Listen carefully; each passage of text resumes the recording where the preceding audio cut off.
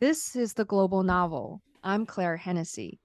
In mythology and the study of folklore and religion, a trickster is a character in a story who exhibits a great degree of intellect or secret knowledge and uses to play tricks or otherwise disobey normal rules and define conventional behavior. Today, I speak with Dr. Shepard Siegel, author of the recently published book titled Tricking Power into Performing Acts of Love.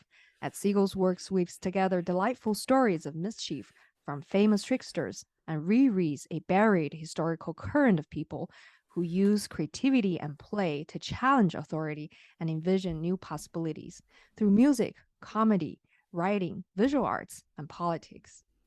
Welcome to the show, Dr. Siegel. Could you tell our audience about yourself? Sure. Well, thanks so much for having me, Claire. I started out as a child, and then I grew up in the San Francisco Bay Area, and I grew up in a time of utopian dreams where people were dreaming together, dreaming collectively of a better world. And so that's a very common thing all over the world is people who want to make the world a better place. But this was also a very special moment when I was there. It was also a time of a difficulty and big change in our country when we had a war going on where American forces were deployed in Vietnam, and there was a very big peace movement. So war is really serious stuff. But even in the midst of this most serious of things, where people are killing other people and destroying their homes, um, you still have to have your sense of humor. You still have to have something playful going on. And the beauty of the trickster is that the trickster compulsively makes a mockery of power. Now, I wasn't familiar with trickster mythology at the time, but as a young person, who I am was very much defined by some of the characters, the Yippie Party and Abby Hoffman most notably, who were willing to make a mockery of power in the midst of this terrible war. So that became a big part of who I am. But I'm also a musician and also an educator, also a special educator. And I've done all those things and worked for a long time in the public schools systems. But now I'm at a point in my life where this message that has been latent in my life and brewing in my consciousness for so many years that I finally got around to writing a couple of books about it. Right. Let's begin with how do we define a trickster and what are the examples of tricksters in folklore and mythology across cultures and time periods? Right. So one thing I discovered, so the first time I wrote my last book, it was called Disruptive Play. And when I first wrote it, as we know, in the academic world, there's an academic organization for just about anything you can think of. And sure enough, there was a group that was dedicated to scholarly pursuits of play and playfulness. And I went to one of their conferences, and when I went to that conference, a colleague introduced me to this idea of trickster, which I had not heard of before. And one book in particular redirected a lot of my research. And the book was came out in 1989 by Lewis Hyde, called Trickster Makes This World. Mhm. And that turned me around so radically that I had to go back and rewrite that first book Mhm. with the trickster. So to give your listeners the shortest definition, and perhaps we can continue on with a more thorough one, I went to the oldest trickster we know of. And first of all, every folklore, every culture, every mythology in the world has a trickster character, and I can list a bunch. But let me start with the oldest story known to humanity, and that's the story of Wachankaga. Wachankaga is the trickster god of the Winnebago tribe, who come from the central part of the United States. And I learned a lot from that, and it was an anthropological study written in the mid 1950s by Paul Radin, and none other than Carl Jung wrote the preface to that book. So I started reading about it, and You know, he in the book he goes to the elders, and the elders tell him these trickster tales, and he's writing them down like a dutiful anthropologist does.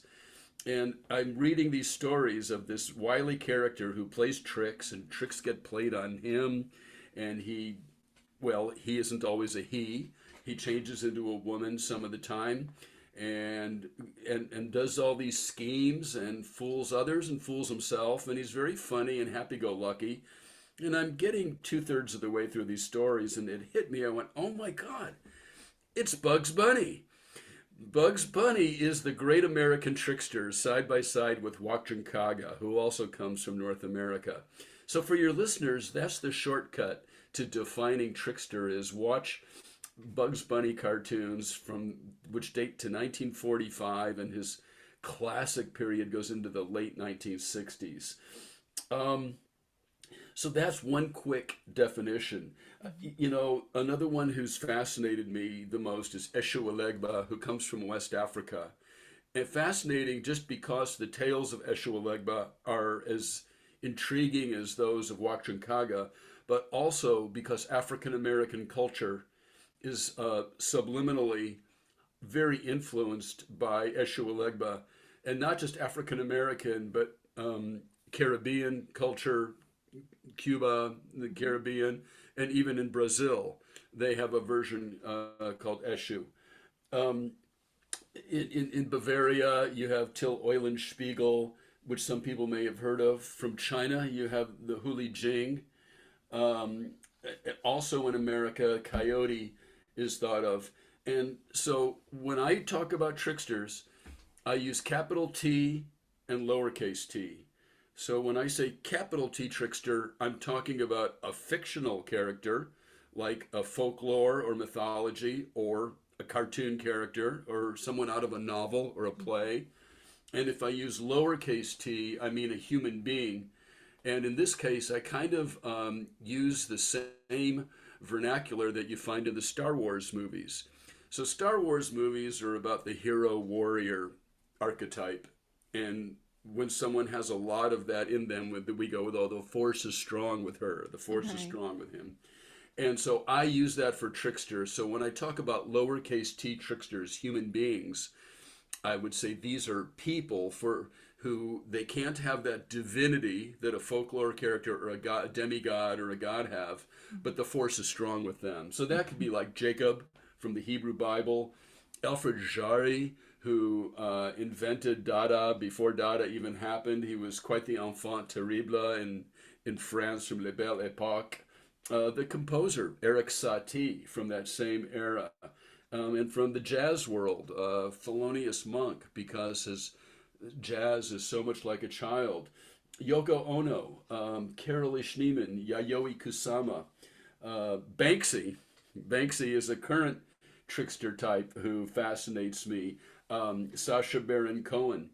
One of my favorites that maybe we'll talk about later, Mae West. And then there's the last one I'll mention for right now is the most famous person to have never become famous. And his name was Lord Buckley.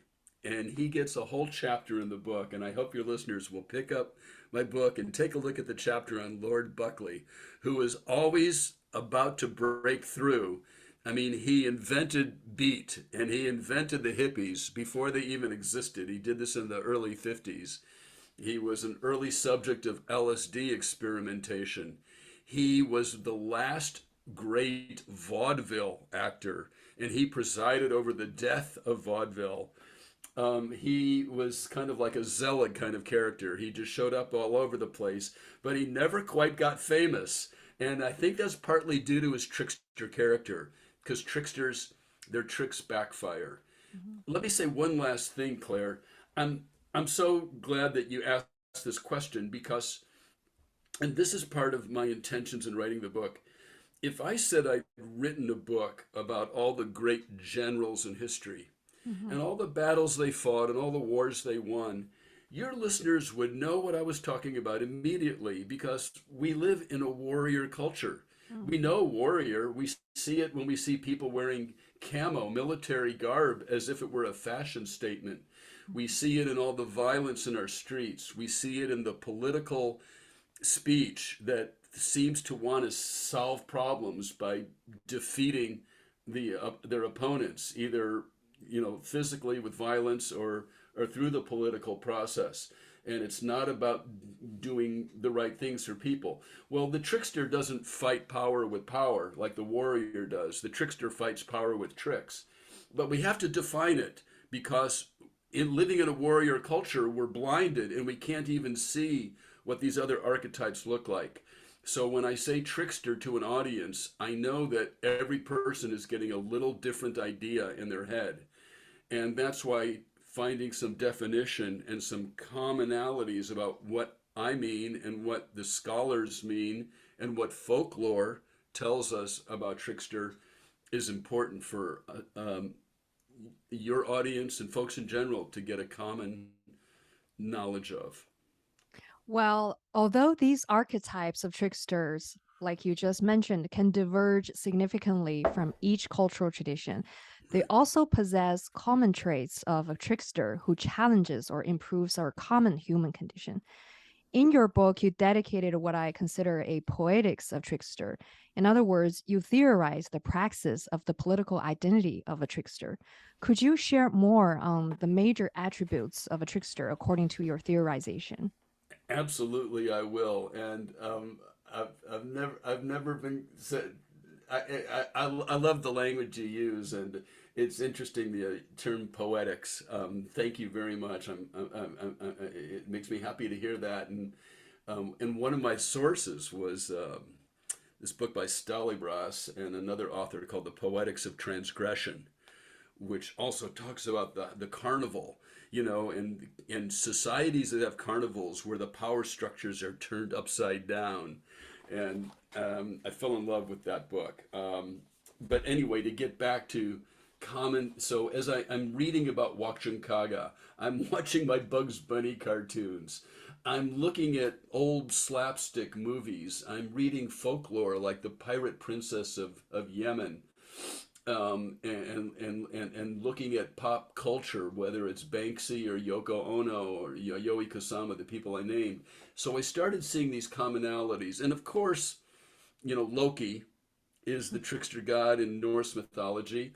I have my little beef with Marvel, and in terms of how they portray Loki, but I'll give him a B for effort.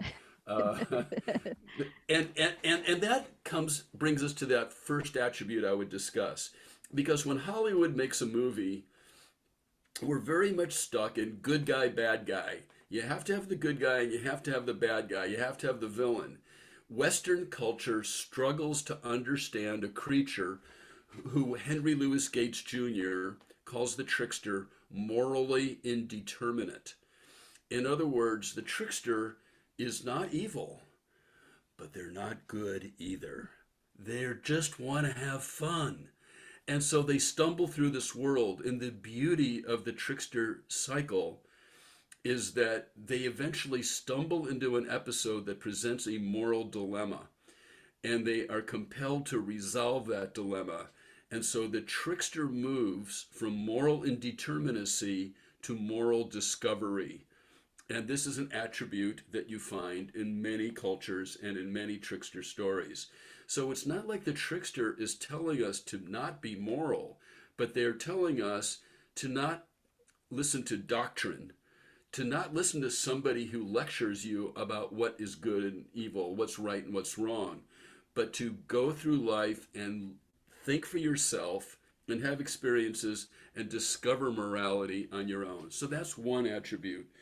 Another is that they are archetypes, and you can't kill an archetype. So even though I might be very critical of the warrior, I know you can't get rid of the warrior. Society needs the warrior. Human conscience needs the warrior. I just think that in the United States in particular, other countries as well, it's gotten out of hand. And the warrior just needs to be tamped down, needs to sit down and shut up, and let us listen to some of these other archetypes. Maybe it's the mother, maybe it's the magician, maybe it's the sage, maybe it's the caretaker, and maybe it's the trickster. which is my gig, that's my jam. But, the point is to listen to other voices and not let the warrior dominate our society. Okay, tricksters are boundary crossers. They love to cross boundaries, they break rules.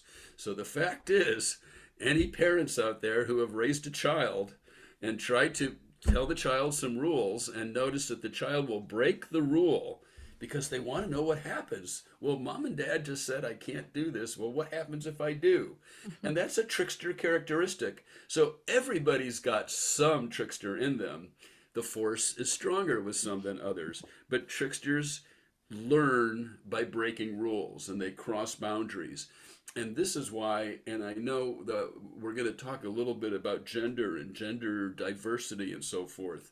And that is a very close relationship to the trickster because it's if you live in a society that has only normalized heterosexuality, people with gender diversity are by cultural definition boundary crossers and rule breakers.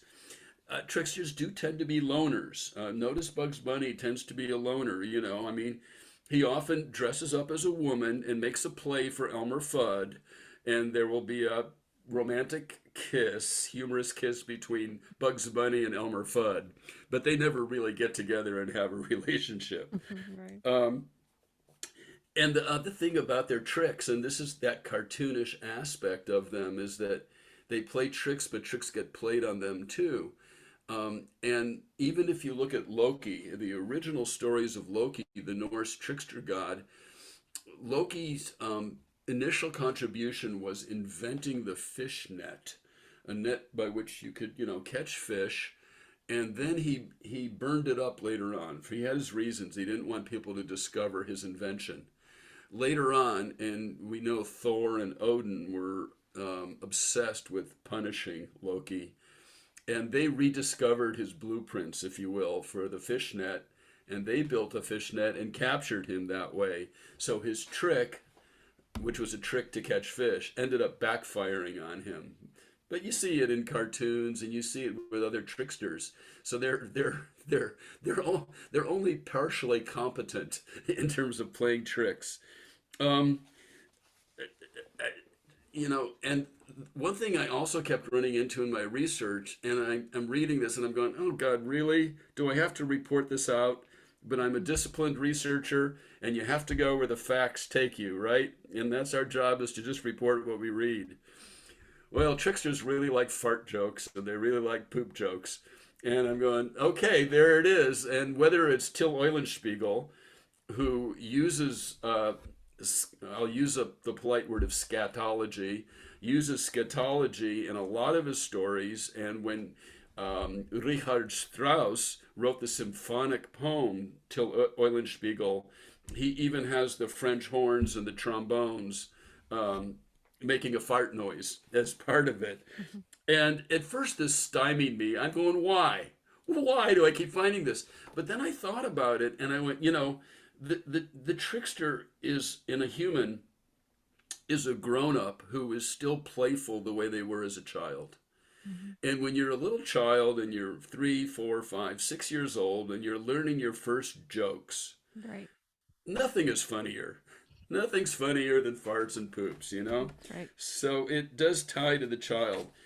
Here's one that stymies people, and then we could pause. There's a few more, but this is an important one. The tricksters are liars, right? Because they play tricks, and a trick is a form of deception. Mm-hmm. But they're also saviors. And people, this is why tricksters fascinate me, and people have a hard time getting their arms around that. Well, isn't a savior someone who comes and tells the truth? Well, some of the trickster characters on Earth in the United States right now, who I admire greatly, are the Yes Men. Mm-hmm. And the Yes Men pull pranks and they impersonate corporate figures and do pranks to embarrass corporations that have done bad things.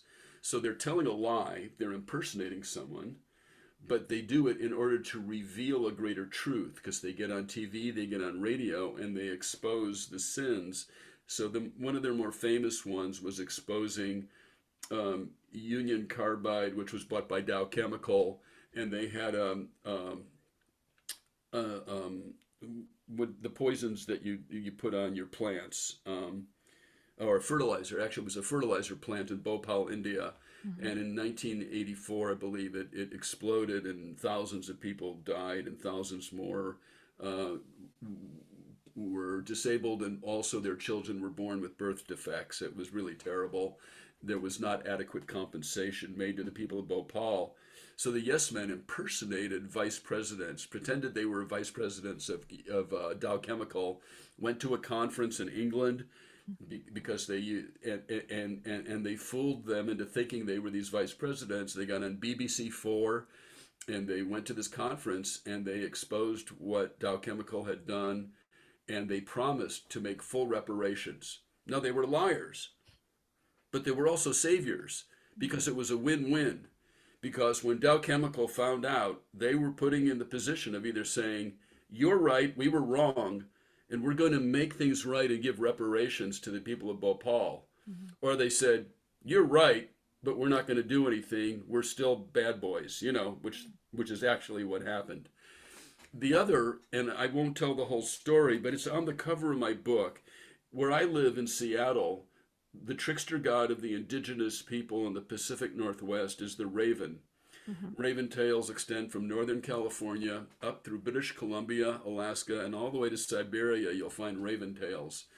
I tell the tale, the version that is told by the Tlingit tribe, where the raven steals the sun. So that's how the title of the book came into being, Tricking Power into Performing Acts of Love. The chief was the keeper of the sun, the moon, and the stars.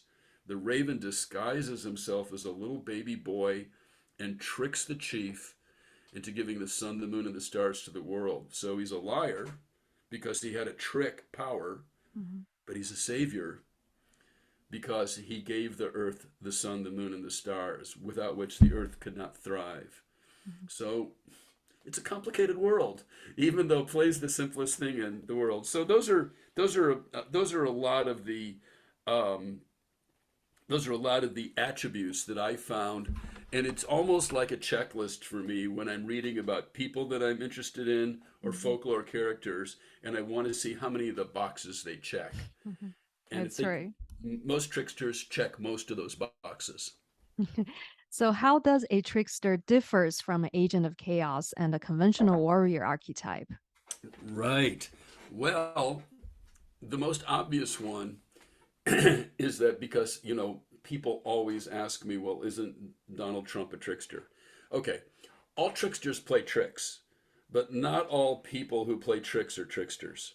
So even a couple generations before our last president, you had Richard Nixon, whose nickname was Tricky Dick. And he played a lot of tricks, but he wasn't a trickster. And the key difference is that tricksters compulsively mock power. The trickster is the guy in the bleachers who is making fun of the person in power. He's the person in the crowd who says the emperor has no clothes. So they mock power, they do not try to accumulate it. So their tricks are always in the interest of bringing power down.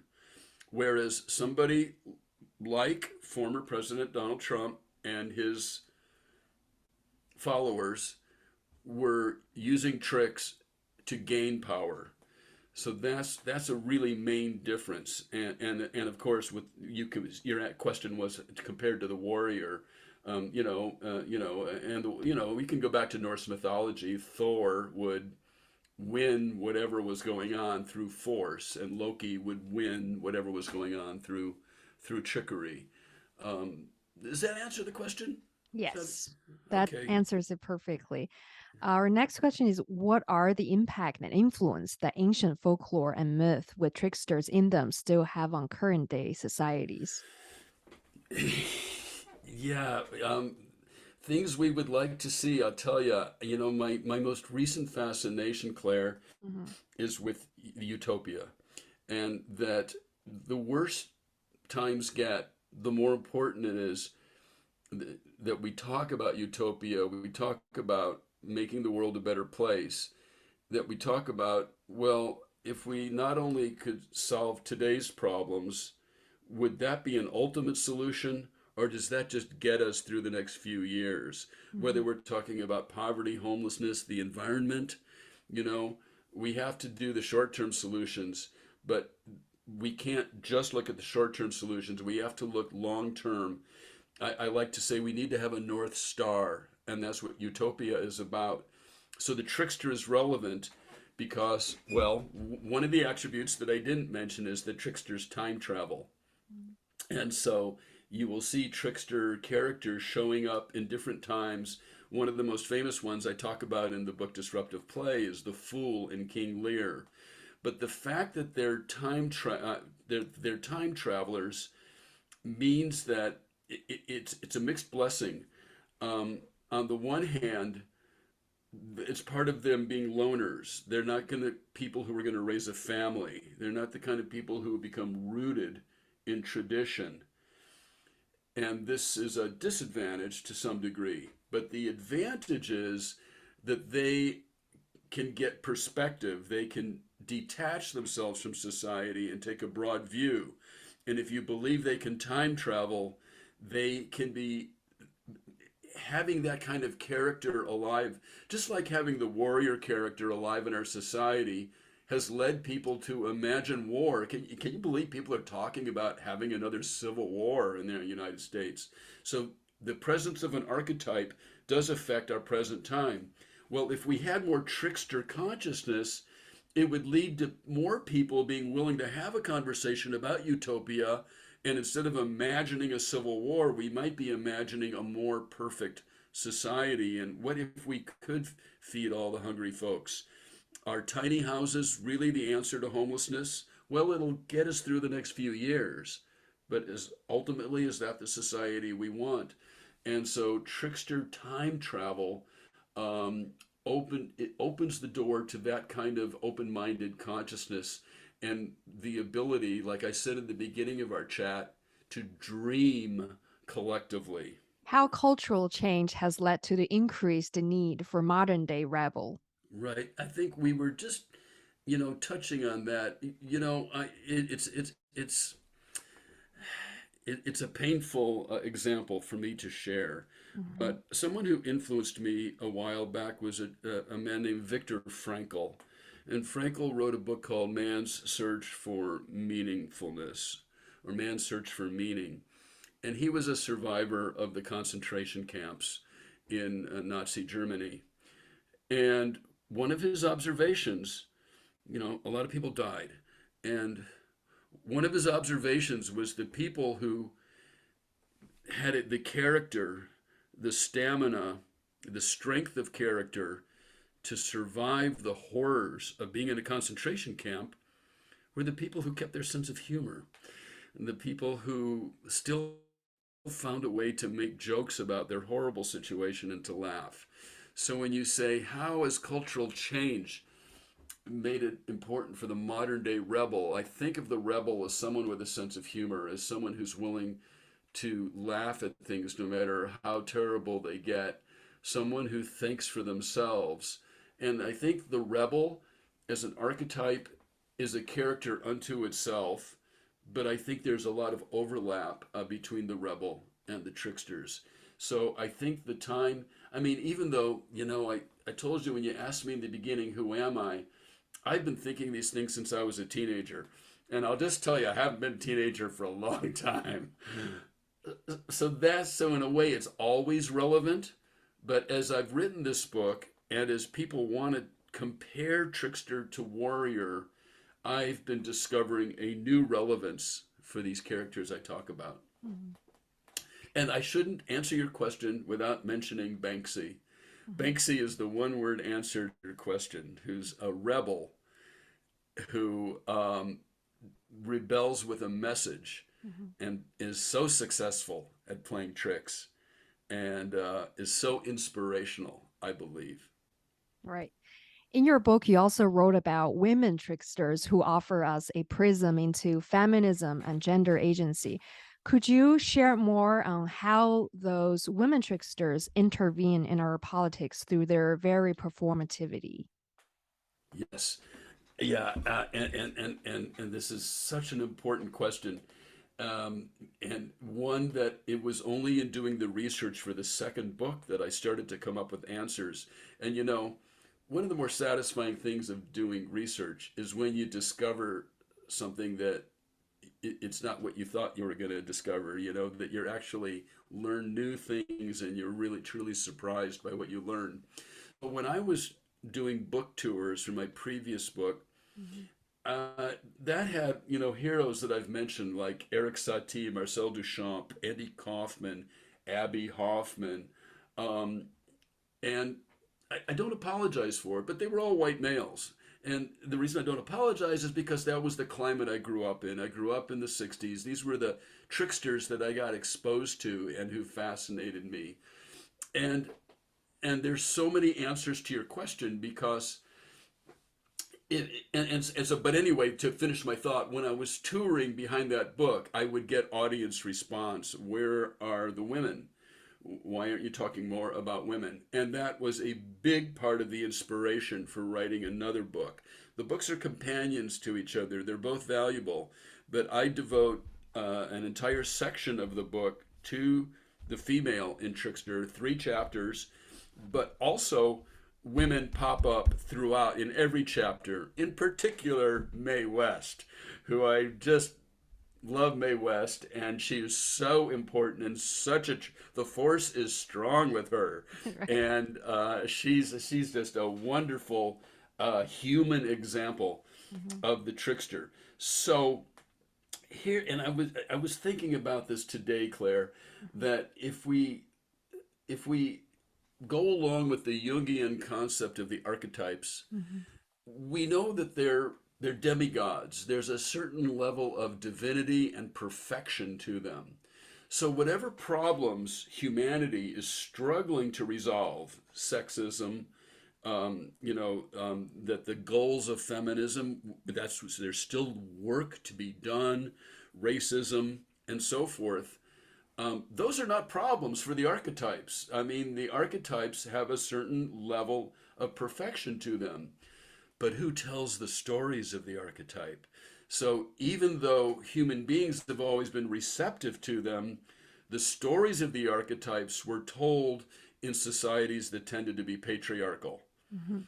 And so what happens is the stories of the male tricksters get preserved, and the stories of the female tricksters are either very incomplete.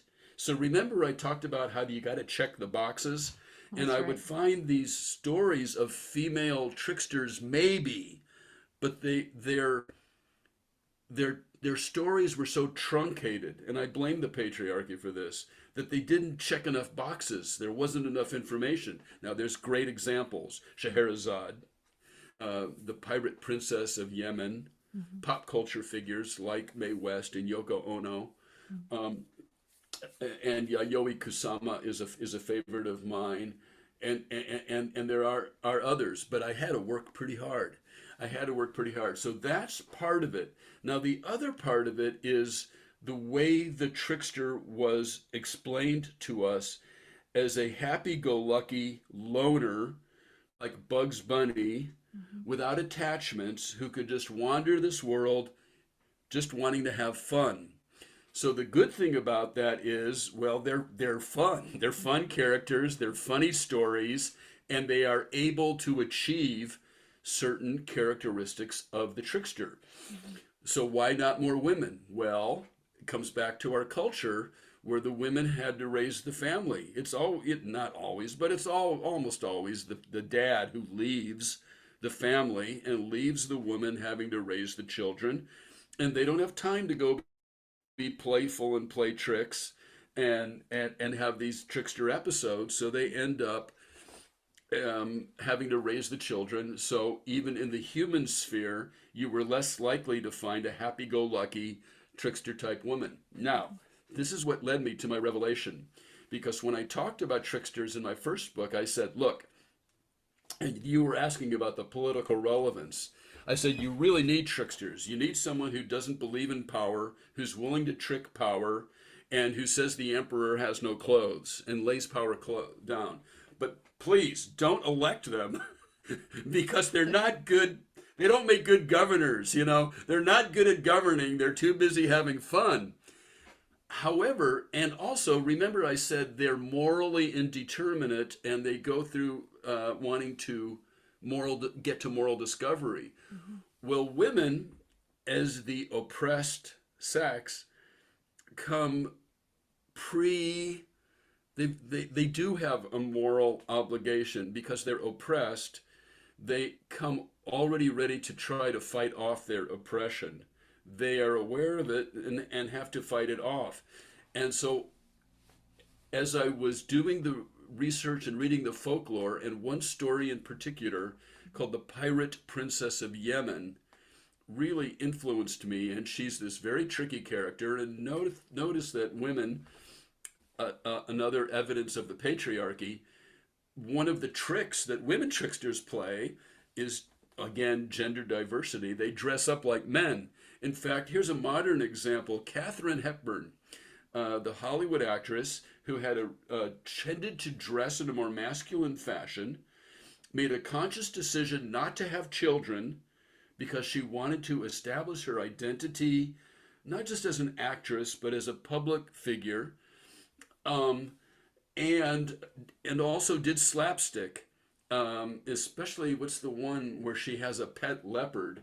It's a really bringing up Baby. I think the leopard was called Baby, and she's with Cary Grant, and it's a very funny movie. She has a pet leopard, and she does a lot of slapstick where she falls down and so forth. And there's a chapter on slapstick, two chapters on slapstick that talk about the connection between the playfulness of the child, the trickster, and slapstick.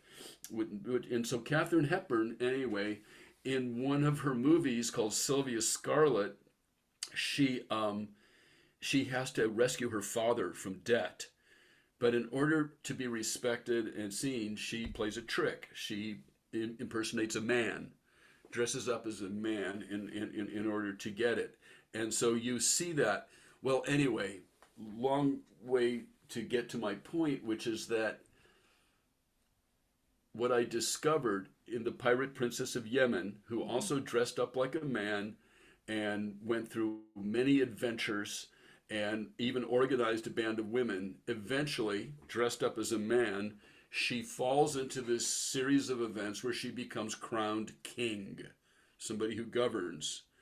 Well, they crown her king, they love her, and she says, by the way, I'm not a man, so I'm going to be your queen, not your king, you know, and um, and she governs, and she proves to be very fair. So my revelation was that you can have trickster characteristics in someone who is a leader and someone who is able to govern. Even though my main point is not to set the table for trickster heroes or trickster leaders, my main intention is to spread trickster consciousness. Mhm. That's right. How do tricksters provide an alternative to achieving gender and racial equality? Yeah, I don't know if they provide an alternative so much as an enhancement and an enlargement of the struggle for sex equity, gender diversity. And that's this. I mean, and I find it ironic that, at least in America, many places in the world probably, we're encountering gender diversity as if it's this new thing. Well, we know it's not a new thing, but our encounters with it that are becoming more public, with people coming out in different ways, maybe that part is new. But the irony to me is it's the oldest thing in the world. If Wakjankaga is the oldest story known to humanity, and Wakjankaga, being a trickster, really likes sex and really likes food so much that he's willing to turn himself into a woman so that he can live with the chief because the chief has the best food. And she is now a she, even bears the chief three children just so she can have access to all this great food. And in a true Bugs Bunny fashion, eventually the chief figures out that he's been tricked, and she makes a cartoon, exit stage right, I better scram, and just has to run off. And just today, I was looking at the work of the African anthropologist, a woman, last name is Ogundipe, and she Mhm. does trickster research on Eshu. And her point was that tricksters have no gender. So to get to my answer to your question, it's that what I think the enhancement and enlargement of the current struggle is that for tricksters, gender diversity is not only a civil right, but it's a plaything. That's right. It's something they can have fun with. And that's a spirit that I would like to bring to the movement. I think I've hinted at when I grew up. And after the Vietnam anti war movement was followed quickly by the second wave of feminism, but also gay liberation. And living in San Francisco, I was witness to the gay population in the Castro neighborhood having so much fun dressing up, drag this, gay that, everything, parades all the time, Mhm. and celebrating gender diversity. What about racial equality? Do you want to touch upon that? Sure. Um, it plays out a little bit differently, but personally, I've had a love of African American culture, African American music my whole life. But, there's, Latino, Latinx race as well. There's Asian race. I mean, there's all the races of the world. And I would just say a couple things, Claire. One is the fact that there is a trickster character Mhm. in every culture is perhaps a way that we can relate to each other. And I can tell the story of Bugs Bunny and meet with a person from the Winnebago tribe who will educate me on Wakchankaga, meet with a person from China Mhm. who will teach me more about the Huli Jing. Mhm. And so, as terms of cultural exchange, I think it would be really fun to have an international trickster conference where the trickster, and we could have cosplay in it too, right? Right. And would dress up as all the trickster gods from all over the world. But I think the other lesson, because it's Black Americans who came here as slaves and where racial equality and the civil rights movement Mhm. rightfully has its birthplace, is in the struggle of Black folks who, even after slavery ended, the you know the white oppressors found Mhm. other ways to deprive them of a full life and deprive them of the wealth of this nation. Yet, oh my God, so much humor. So Right. much humor comes out of Black culture, so much amazing music. And even, if you go to Cuba or the Caribbean or even southern United States and you look at voodoo or Mhm. Vodun, I mean, Eshu, the trickster god, is the main animator Mhm. of Vodun. And so it's part of this culture and this ability to be playful even in the midst of struggle. Mhm. It's been such a great pleasure to talk to you, Dr. Siegel. Thank you for doing the interview and thank you for enlightening us on tricksters and so many wonderful ideas your book has brought us.